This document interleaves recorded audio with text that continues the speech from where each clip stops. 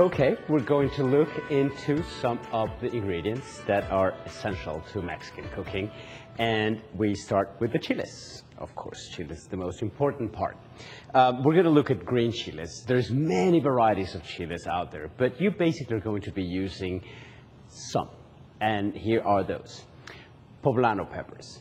Poblano peppers are green, and like many other vegetables, you have to look for healthy looking, shiny, fresh, no discolorations, no bruisings.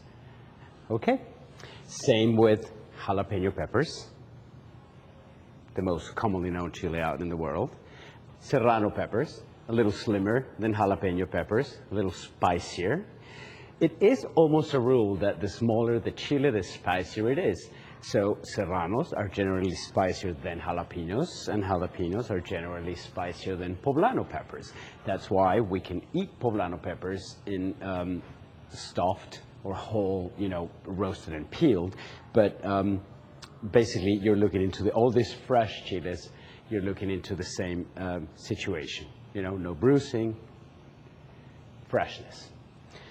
We have habanero peppers, supposedly the spiciest chili in the world, which is now maybe not that much true, but now they've researched, and there's a chili up in the mountains in India that apparently is a lot spicier than the habanero peppers.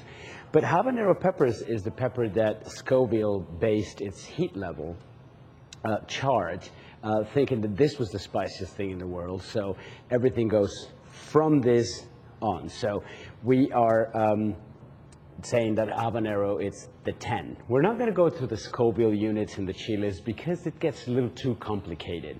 So the spiciest thing we're going to use is 10. The mildest thing we're going to use is 1.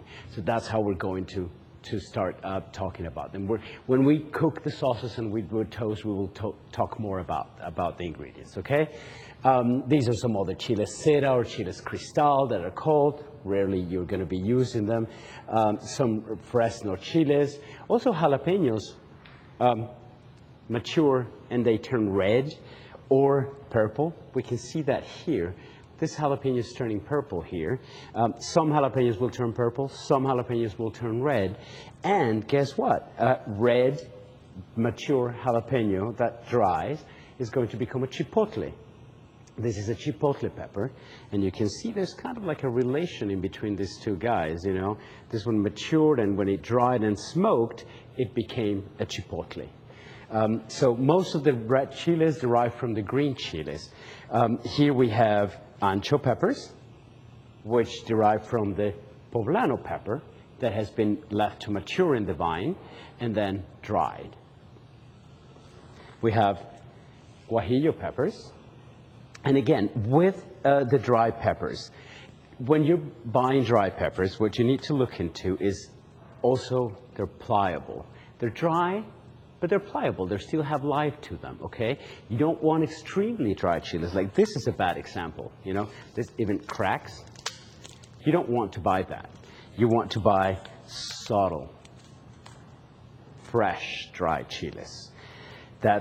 So let's go back. We see chile ancho that comes from the chile poblano when it's matured and dried.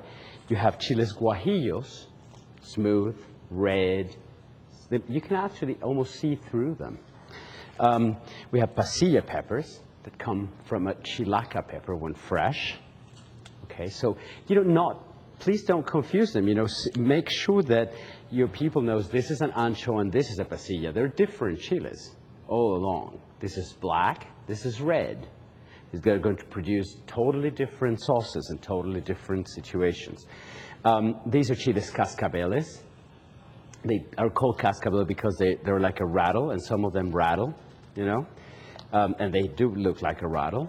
These are chiles de árbol, long, slim.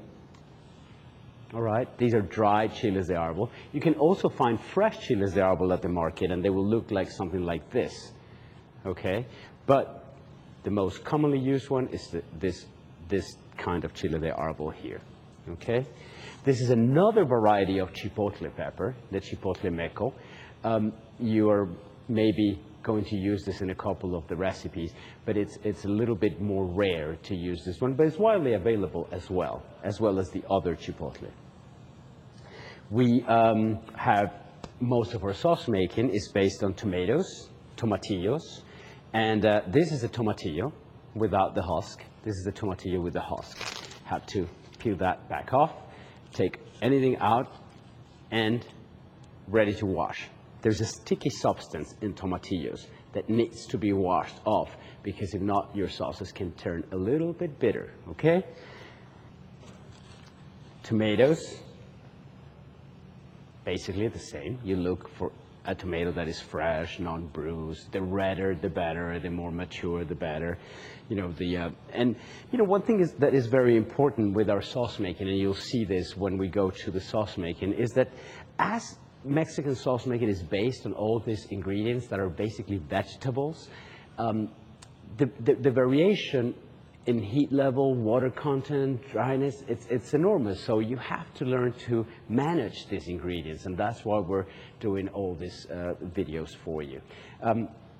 We also have an herb very commonly used called epazote. It's also called kerosene herb, and when you taste it, you're going to see why.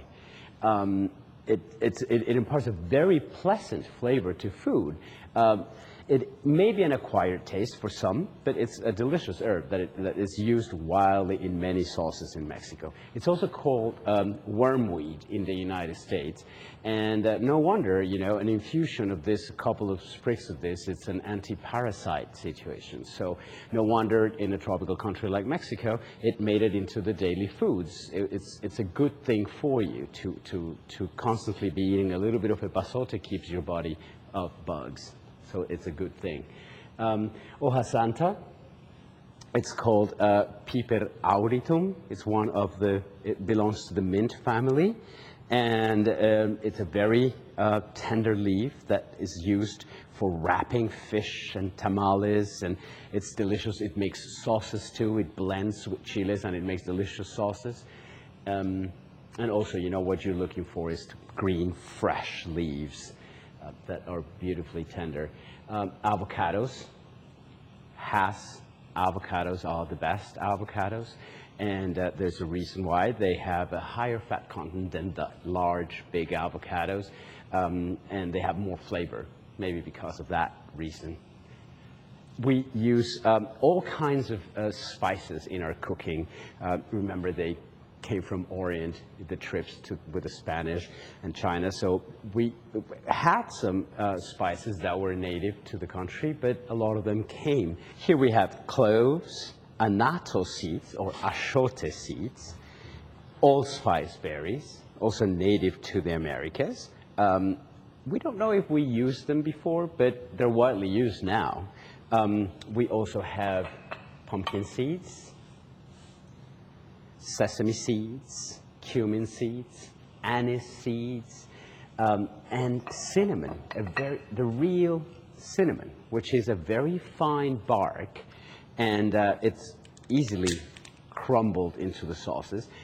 It has a total different scent than cassia. What you guys use here in the States is that harder stick of cinnamon. That's cassia. This is cinnamon. And basically, when you get them both, you'll understand the difference. It's amazing. This blends into the sauces, it crumbles, and it imparts it. It's more floral. It has a more complex flavor profile than our regular cinnamon. Okay. I think we've gone through the chiles and the ingredients. Chocolate, of course, you know, the famous Mexican chocolate, which is made with the cacao and cinnamon and sugar blended into it. I also wanted to show you a can of chipotles. These are the little guys that are swimming into that adobo sauce in there. So you can actually reproduce the flavor in here in your operations, and we'll give you a recipe for that as well. Now that we've seen all these ingredients, we're going to get into the sauce making.